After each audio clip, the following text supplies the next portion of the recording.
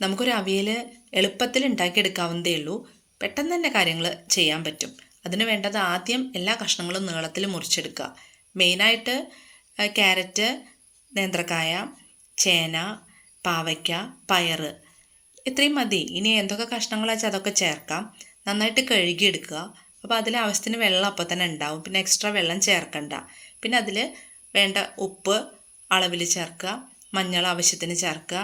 ഒക്കെ കുറച്ച് ഒരു പൊടിയൊക്കെ അധികമാവാം കേട്ടോ, വളരെ കുറച്ചല്ല, ആവശ്യത്തിന് ചേർക്കുക. അതുപോലെ മുളക് പൊടിയൊക്കെ ഓരോ സ്പൂണ് ചേർത്തിട്ട് ഒന്ന് ജസ്റ്റ് ഒന്ന് ആവി വരുത്തുക. വല്ലാതെ ആയാൽ കലങ്ങിപ്പോവും.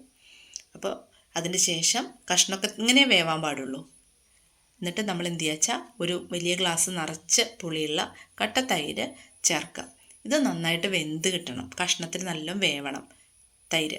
അതിൻ്റെ ശേഷം തേങ്ങയും പച്ചമുളകും കറിവേപ്പിലയും കൂടിയിട്ട് നന്നായി ചതച്ചത്, തേങ്ങ അത്യാവശ്യം വേണം, നല്ലോണം വേണം തേങ്ങ, എല്ലാം കൂടി ചേർത്തിട്ട് നന്നായിട്ട് കഷ്ണത്തിൽ ഈ തേങ്ങ ചതച്ചതും കൂടി നന്നായിട്ട് വേവണം. അല്ലെങ്കിൽ പച്ചച്ചോയ ഉണ്ടാവും, പിന്നെ ഇത് കാണാനും ഭംഗി ഉണ്ടാവില്ല. അപ്പോൾ നല്ലോണം അത് ചേർത്തിട്ട് വേവട്ടെ. അപ്പോൾ തേങ്ങയുടെയൊക്കെ നിറം മാറി വന്നിട്ടുണ്ട്, നന്നായി വെന്തു. ഇത്രേ ചെയ്യാനുള്ളൂ, ആവിയിൽ റെഡിയായി.